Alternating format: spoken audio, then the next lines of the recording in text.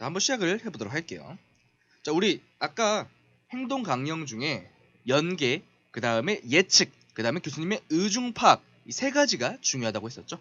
이 세 가지를 바탕으로 해서 우리가 한번 글을 한번 읽어보도록 할게요. 근데 저는 글을 읽을 때 많은 학생분들이 그냥 최신문 이거 가부터 읽으면 되는 거 아니에요? 인간이 새로운 행동 방식을 습득하고 이렇게 많이들 시작을 하지만 저는 절대 이렇게 시작하지 말라고 합니다. 저는 무조건적으로 어떻게 해야 된다? 이제 이거를 앞으로 우리는 발문이라고 할 거예요. 발문.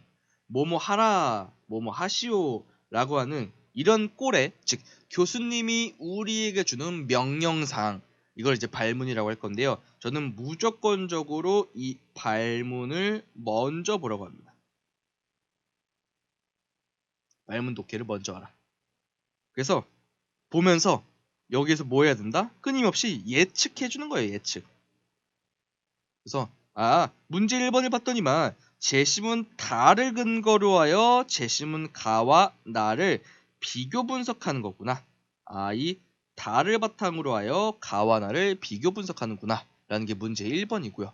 근데 이거랑 여러분들이 오늘 수업을 배우면서 핵심은 이거랑 이 말이 다르다라는 거를 명확하게 인지를 해야 돼요. 재심은 가와 나를 비교 분석하라. 이거는 아예 다른 지문입니다. 사실은 당연한 말이지만 정말로 많은 학생들이 이거를 같다고 생각을 하고 풀어버려요. 실제로도 이걸 같다고 생각을 해서 풀었기 때문에 학생분들이 많이 탈락을 또 했었고요. 저도 시험장에서 이걸 발견했었을 때 이게 그 당시에 뭐였냐면은 신유형이었었어요. 연세대학교가 그 이전에 제가 대입이랑 편입문서를 다 보고 들어가는데 단 한 번도 이런 식으로 문제를 출제한 적이 없었어요. 즉 신유형의 문제가 나왔다는 거예요. 그러니까 많은 학생들이 이 1번 문제를 이렇게 해석을 하면서 아예 접근 방식부터 달라지면서 그러면서 사실은 좀 탈락의 고배를 마셨던 그런 좀 특이한 기출이었습니다. 이후에 2023학년도에는 약간 다시 원래대로 원상복구, 경향성을 원상복구 되는 경향을 볼 수가 있었고요. 그 다음에 이제 작년에 있었던 2024학년도에 또 신유형. 그러니까 약간 좀 요즘에 퐁당 이렇게 신형을 내고 있는 것 같아요. 그러면은 우리가 물론 뭐 안심을 하면 안 되지만 우리가 봤을 때 그러면 높은 확률로 올해는 원래 경향성처럼 나올 수도 있겠다라고 한번 생각을 해볼 수는 있겠죠. 하지만 이렇다고 이런 걸 명심을 할 수는 없기 때문에 우리는 모든 경우의 수 가능성을 다 인지를 해야 됩니다. 그리고 이렇게 또 질문하시는 분들이 있어요. 선생님, 근데 왜 굳이 2019학년부터 보나요? 아니 뭐 연세대학교가 2012학년도부터 했으니까 2012학년도부터 봐야 되는 거 아니에요? 라고 또 말씀을 해주시는 분들이 있긴 하지만 연세대가 지금의 경향성을 갖추게 된 거는 2019학년도부터, 즉 2019학년도 편입 논술부터 지금까지의 경향성을 만들어냈기 때문에 우리가 그 부분을 좀 인지를 하고 글을 읽으면 왜 2019학년부터 해야 되는지가 명확하게 좀 보일 수 있겠죠. 그래서 문제 1번, 일단 다시 원상복구로 돌아와서 이렇게 풀면 안 된다는 거예요. 그러니까 무슨 말이냐, 대부분의 학생들이 이 문제를 어떻게 풀었는 줄 알아요? 이렇게 풀었습니다. 일단 뭐 어느 논술학원을 가든 뭐 발문해서 쓰라는 대로 써야지 라는 거는 다 인지를 하고 있을 테니까 대부분 이렇게 씁니다. 제지문 다, 그 다음에 가나 비교, 이거를 아예 따르게 봐요. 즉 첫 번째는 뭐한다? 제시문 다에 대한 요약을 막 써요. 그 다음에 이 문단 가서 뭐한다? 제시문 가와 나를 비교합니다. 이러고 답안 써요. 하지만 교수님은 뭐라고 했어요? 다를 근거로 하여라고 했어요. 즉 다가 가와 나의 비교에 영향을 줘야 한다라고 분명 교수님은 얘기를 했지만 대부분의 학생들은 어떻게 했다? 그냥 난 다 요약도 했어. 나 가와 나 비교도 했어. 나 잘했죠? 근데 왜 나 안 뽑아줘요? 이렇게 되는 거예요. 애초에 글을 잘못 읽었다라는 것도 인지를 못하고 시험장을 나오게 되는 거예요. 우리는 시험장에서 이런 슬픈 일을 경험을 하면 안 되겠죠. 그렇기 때문에 우리는 이 발문 하나하나도 정확하게 얘기를 해야 돼요. 그리고 저는 이렇게 뭐뭐를 근거로 하여 또는 뭐뭐를 바탕으로 등 이런 것들을 전후에 놓고 이 제시문 앞에 있는 다를 저는 도구 제시문이라고 얘기를 해요. 그다음 제시문 가와 나를 저는 대상 제시문이라고 얘기를 합니다. 또 저는 이걸 항상 그림을 그려드리는데요. 쫄라면 항상 그리는데 이렇게 좀 이해를 하시면 좋아요. 이건 관역입니다. 이렇게 해서 화살을 맞추는 거예요. 이것이 사실은 논술을 좀 시각화하는 그 논술의 핵심이다라고 좀 인지를 해주시면 좋을 것 같아요. 그래서 이 관역에 화살을 날려서 맞추는 이 도구가 바로 제시문 다라는 거예요. 그래서 무슨 말이냐면 제시문 다에서 우리는 화살을 찾아야 돼요. 저는 앞으로 그거를 쟁점이라고 얘기를 할 겁니다. 그리고 당연하게도 우리가 합격을 하려면 점수를 높게 받아야 돼요. 그러면 우리가 이렇게 생각할 수 있어요. 한 발 한 발 쏠 때마다 10점, 10점, 10점씩 맞춰야겠다. 가능할까요? 불가능합니다. 우리가 어떻게 그렇게 완벽하게 글을 쓰겠어요? 특히나 시험장에서 우리가 난생 태어나서 처음 보는 제시문일 텐데. 그러면 다른 말로 하면 뭐예요? 우리가 점수 한 발 한 발 쏠 땐 점수가 낮지만 사실상 우리가 점수를 높이려면 무슨 방법밖에 없죠? 시도를 높여야 되죠. 즉, 이 제시문을 읽을 때 쟁점을 많이 찾으면 많이 찾을수록 우리가 물론 1점짜리, 뭐 2점짜리, 뭐 좋게는 7점짜리 이렇게 맞출 수 있겠지만 이렇게 맞출 수가 있고 그렇게 한 점 한 점씩 쌓아 올리다 보면은 10점짜리 3개 맞춘 친구보다는 높은 점수를 가져갈 수도 있다는 거죠. 그렇기 때문에 우리는 제시문 다에서 최대한 많은 쟁점을 찾는 것을 목표로 할 겁니다. 이거를 분명하게 좀 명심을 해주시면 좋을 것 같아요. 그 다음에 이 쟁점을 바탕으로 해서 우리는 가와 나를 비교 분석한다. 즉, 이 가와 나는 여기서 대상 제시문입니다. 즉, 이 화살을 맞게 될 관역을 의미를 하죠. 이렇게 좀 생각을 해주시면 좋을 것 같습니다. 시각화는 이 정도면 될 것 같아요. 그 다음에 이것보다도 사실 더 중요한 부분이 있는데 바로 비교라는 거예요. 무슨 말이냐? 저랑 예를 들어서 뭐 손흥민을 비교하라. 감히 비교도 할 수 없겠지만 일단은 이 비교하라라고 한다면 우리가 생각할 수 있는 포인트가 뭘까요? 전제가 뭘까요? 일단은 저기서 강의를 하고 있는 정우성이라는 사람과 손흥민이라는 사람은 어떤 사람이다? 다른 사람이다. 근데 거기에 더 나아가서 아예 반대되는 사람이다 라는 전제를 깔고 시작을 하게 돼요. 무슨 말이냐? 당연하게도 손흥민은 저보다도 돈도 많이 벌고 당연하게도 재능도 뛰어나고 얼굴은 말할 것도 없고 기타 등등의 모든 부분에서 저보다 뛰어나요. 그리고 저는 당연하게도 그보다 낫겠죠. 그렇기 때문에 그 누구에게 물어봐도 저와 손흥민을 동급으로 놓을 수는 없어요. 그래서 이게 무슨 말이냐? 가와 나도 절대로 같은 말, 같은 제시문, 같은 사람이 아니라는 거예요. 근데 이거에서 더 나아가서 가와 나는 오히려 뭐 할 거다? 서로 vs 대결하는 관계다 라고까지도 우리가 생각해 주셔야 돼요. 그러니까 무슨 말이냐? 여기서 우리가 앞에서 얘기했었던 그 반이어적 사고가 여기서 등장을 하는 거예요. 즉 제시문 가를 읽을 때 제시문 가가 이런 내용이 나올 거예요. 폭력적 미디어는 아이들에게 나쁜 영향을 미쳐요 라고 얘기를 할 거예요. 그럼 우리가 이걸 읽을 때 제시문 가는 폭력적 미디어가 아이들에게 나쁜 영향을 미치는구나 에서 끝나는 게 아니라 우리는 뭔 생각까지 해야 된다? 그러면 제시문 가와 반대되는 제시문 나는 높은 확률로 폭력적 미디어가 좋다라고 얘기하겠다. 이렇게 생각을 해주셔야 된다는 거예요. 이게 제가 앞에서 얘기했었던 반이어적 사고입니다. 이 반이어적 사고를 명확하게 인지를 하고 계셔야지만 우리가 글을 더 자세하게 제대로 읽을 수가 있어요. 그래서 우리는 제시문 가를 읽더라도 집중은 제시문 갓뿐만 아니라 제시문 낫까지 모두 동일하게 줘야 된다는 거. 그래서 그 포인트를 무조건 명심을 해야 되기 때문에 우리가 만약에 1번 문제를 봤더니만 비교하라고 한다. 근데 가와 나를 비교하라고 해?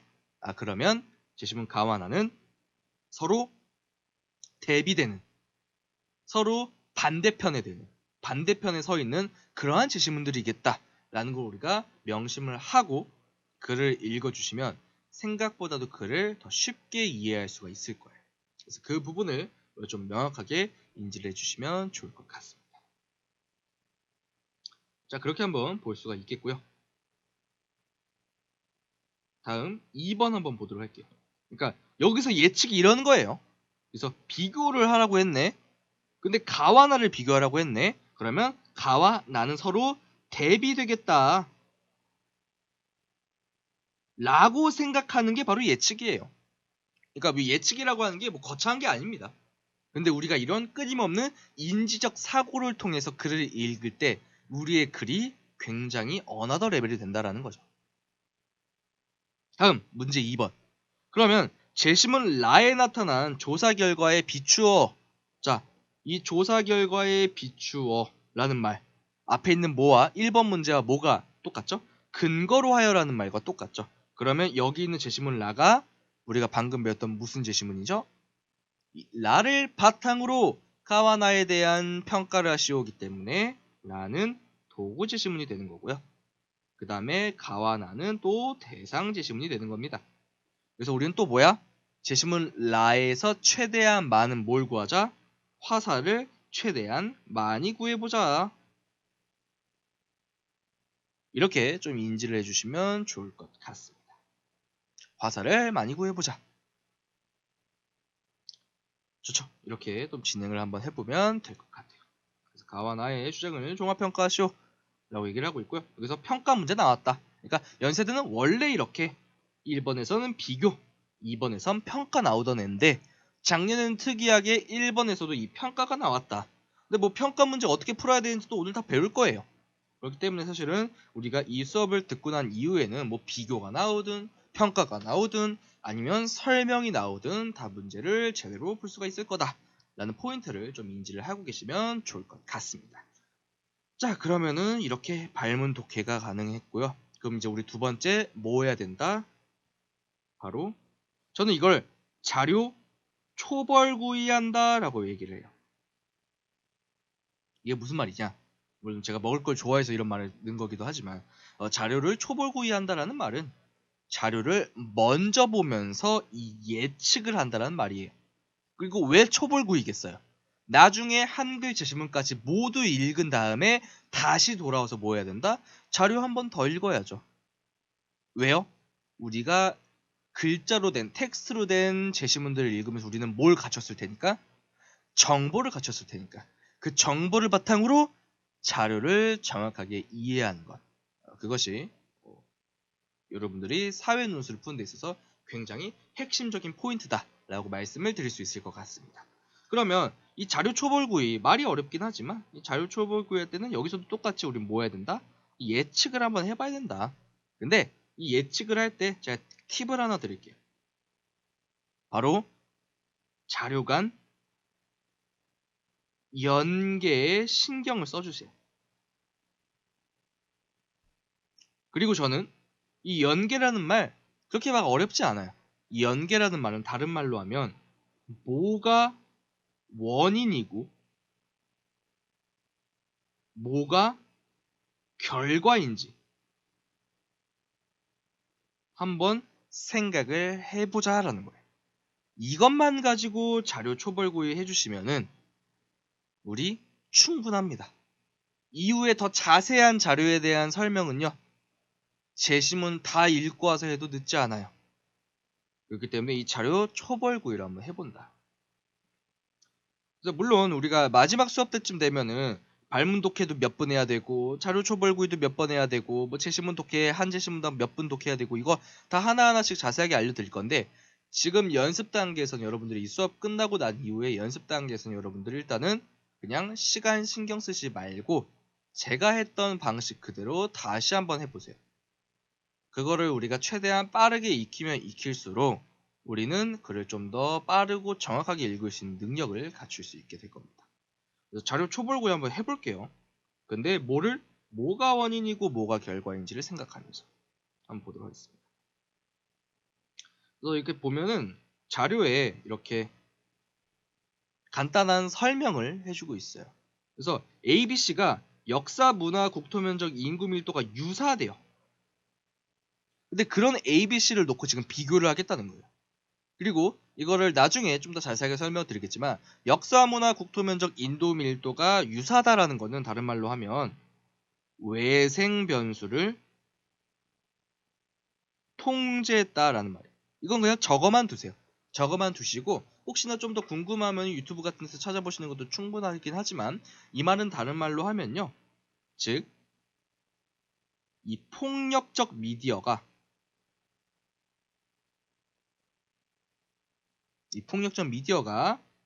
아이들에게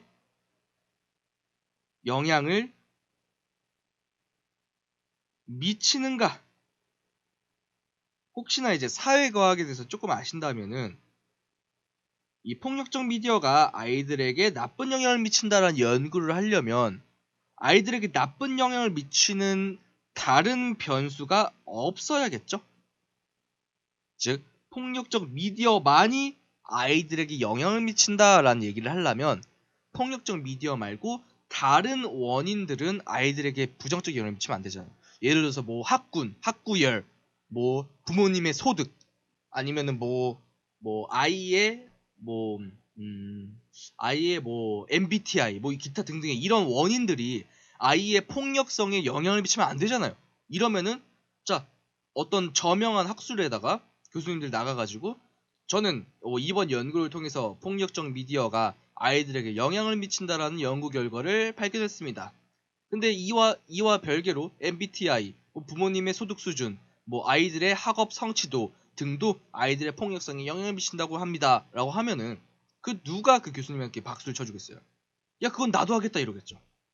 그렇기 때문에 이런 외생 변수를 통제하는 게 사회과학, 그 다음에 이 사회과학을 바탕으로 하는 사회 논술에서 굉장히 중요한 포인트입니다. 근데 이건 솔직하게 얘기하면 걱정할 필요는 없어요. 교수님이 혹시나 이걸로 장난치진 않습니다. 그냥 이런 문장이 앞으로 있으면 이거와 유사한 문장들이 앞으로 계속해서 나올 거거든요. 그럼 이걸 봤을 때는 그냥 외생 변수를 통제했구나. 그래서 폭력적 미디어가 아이들에게 영향을 미치는지만 보려고 했구나. 라고만 생각하고 넘어가 주셔도 충분합니다.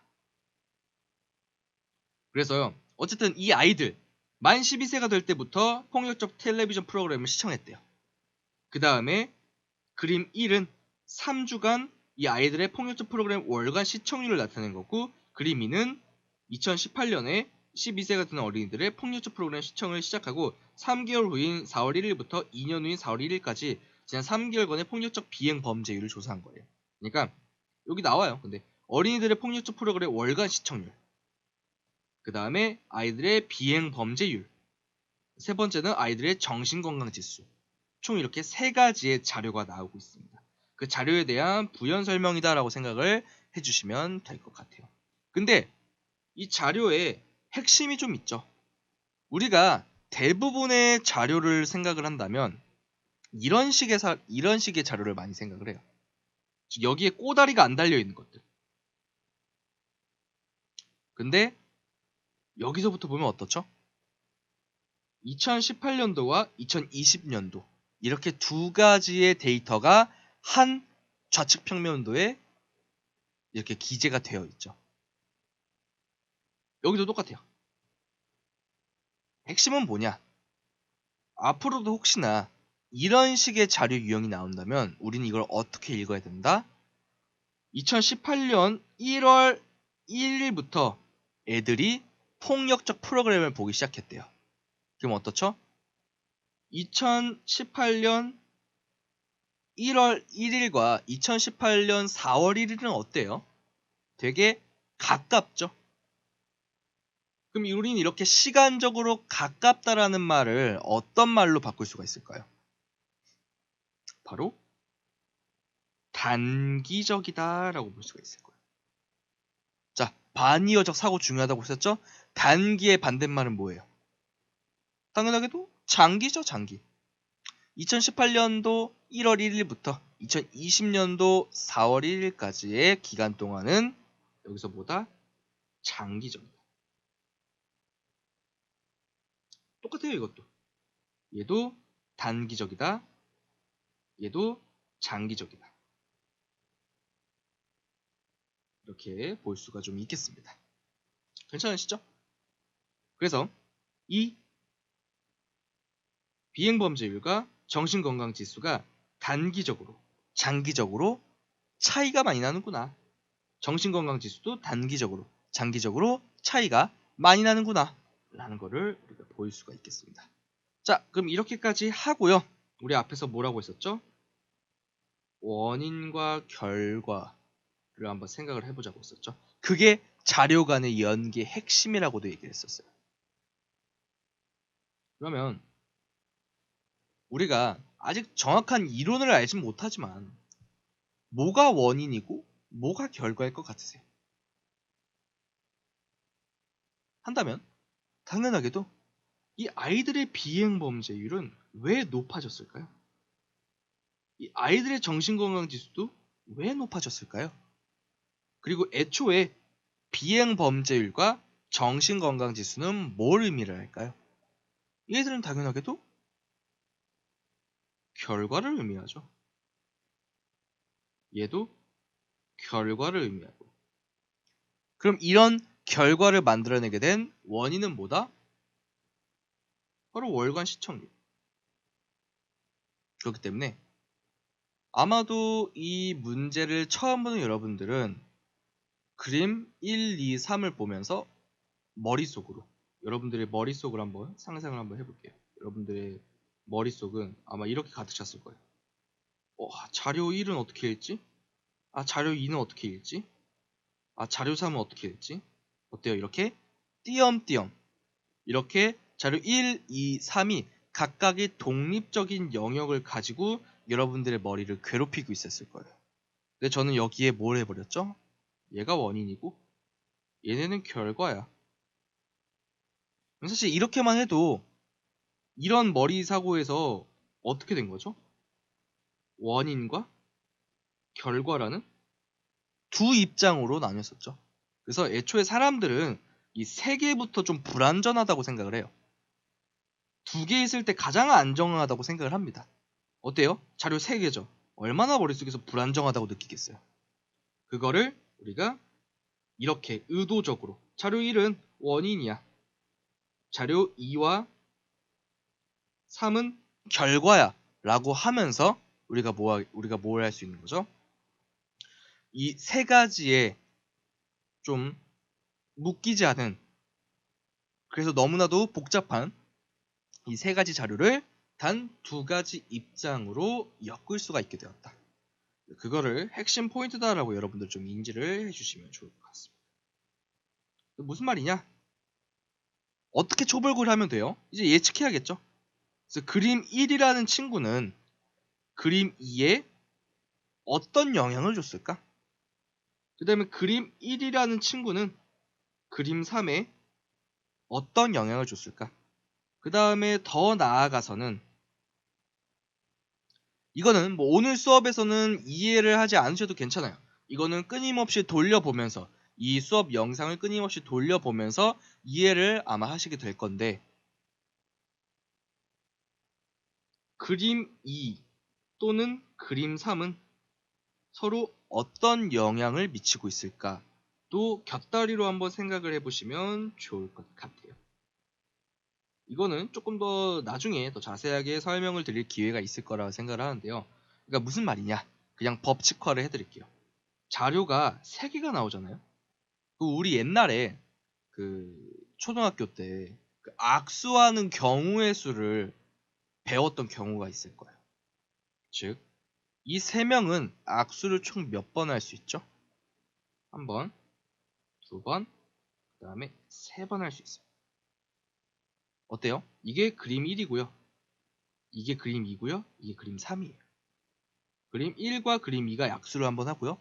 그림 1과 그림 3이 악수를 한번 합니다. 마지막에 뭐 할 수 있어요? 그림 2와 그림 3도 한번 악수를 할 수가 있어요. 이게 왜 중요한지는 이따가 평가할 때 좀 더 자세하게 설명을 드릴 수 있도록 하겠습니다. 일단 우리가 명심해야 되는 포인트는 바로 여기에요. 딱 이 그림 1과 그림 2, 그림 1과 그림 3, 이 포인트에만 우리가 한번 집중을 해봅시다.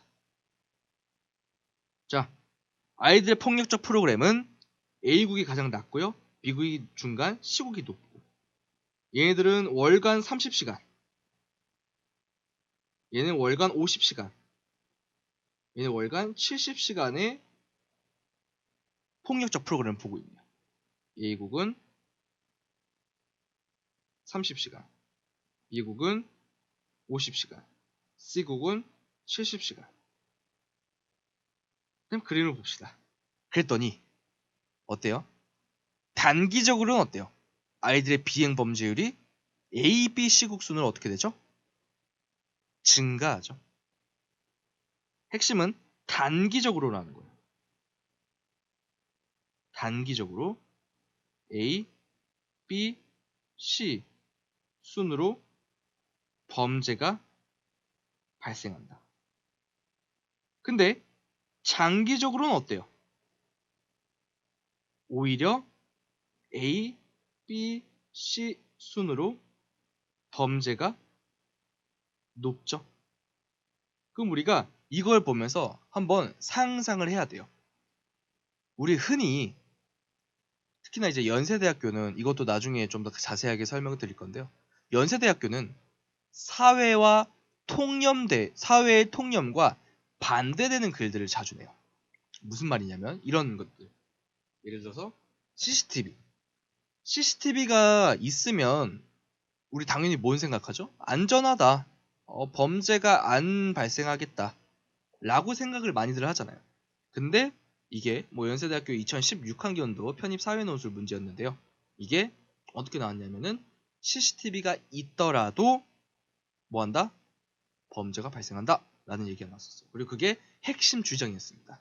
이거를 인지를 하지 못한 상태에서 글을 읽게 된다면은 많은 학생분들이 그냥 그 통념에 따라서 통념과 똑같은 말로 아마 글을 썼겠죠.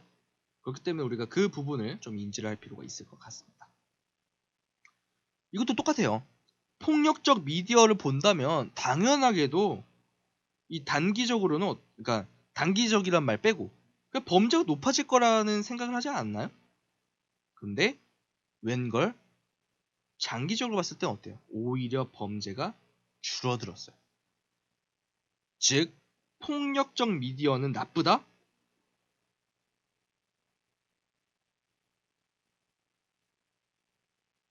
에 대해서 단기적으로는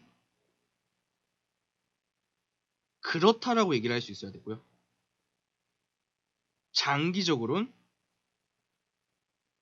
아니다 라고 얘기를 할 수 있어야 돼요. 그 다음에 충격적이게도 이게 바로 제시문 가의 입장이고요. 이게 제시문 나의 입장입니다. 그러니까 어때요? 자료만 제대로 보더라도 어떻죠? 제시문을 글자 텍스트를 읽지 않았음에도 불구하고 우리가 정답을 찾아내고 있는 거예요. 이것도 엄청난 사실은 혁명과도 같은 좀 전 그런 발견이라고 저는 생각을 합니다.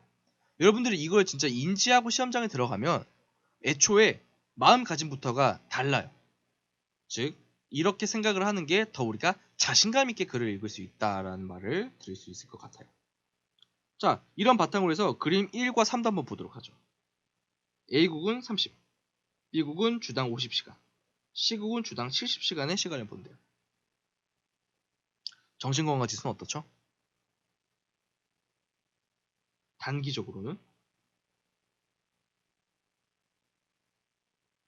단기적으로는 A, B, C 순으로 높고요. 충격적인 것. 장기적으로 봤을 때도 어떻습니까? B, C, B, A 순으로 높죠. 장기적으로도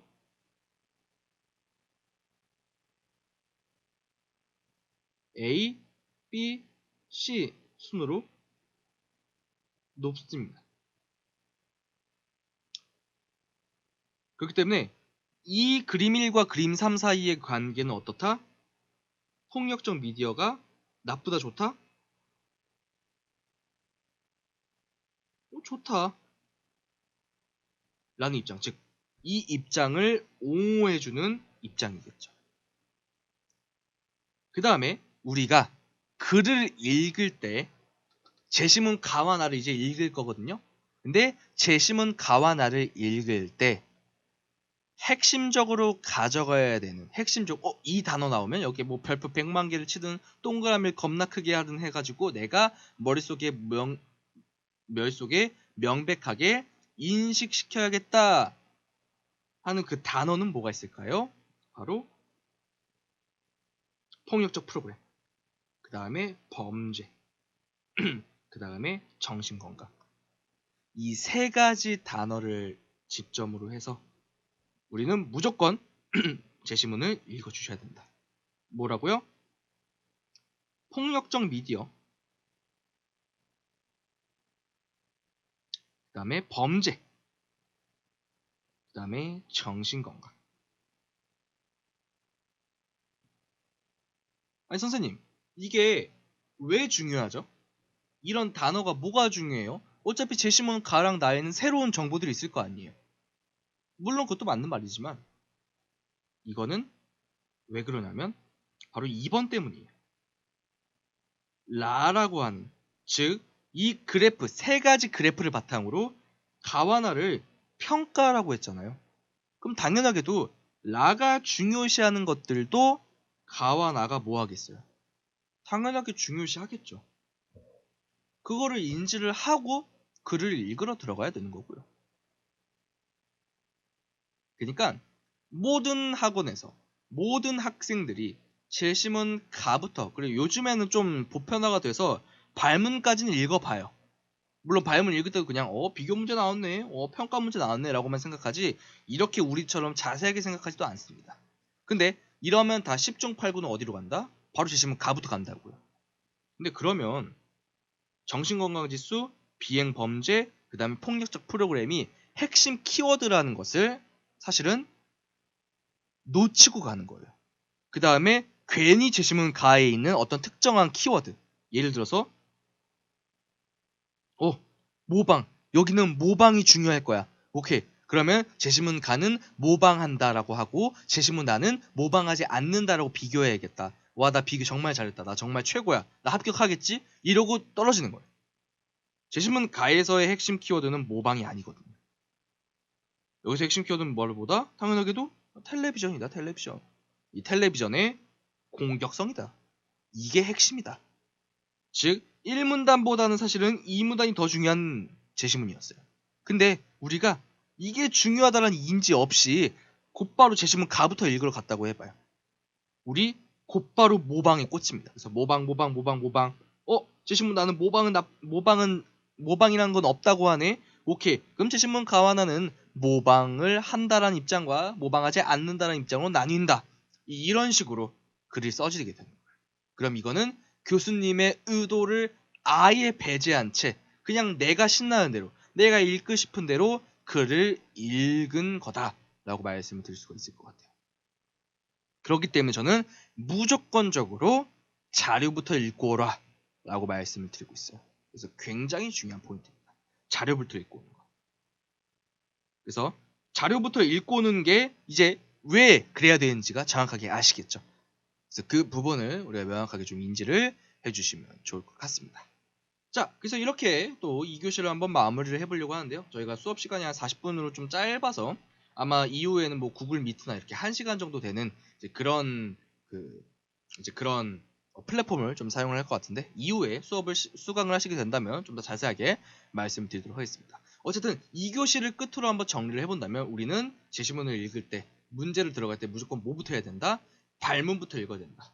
발문을 읽으면서 우리의 교수님의 의도를 한번 상상을 해본다. 그 다음에 이것을 바탕으로 하여 자료를 읽으러 간다. 근데 자료가 막 2개, 3개 나온다? 너무 머리 아파하지 마라. 뭐가 원인이고 뭐가 결과인지를 정확하게 알고 있어도 충분하다.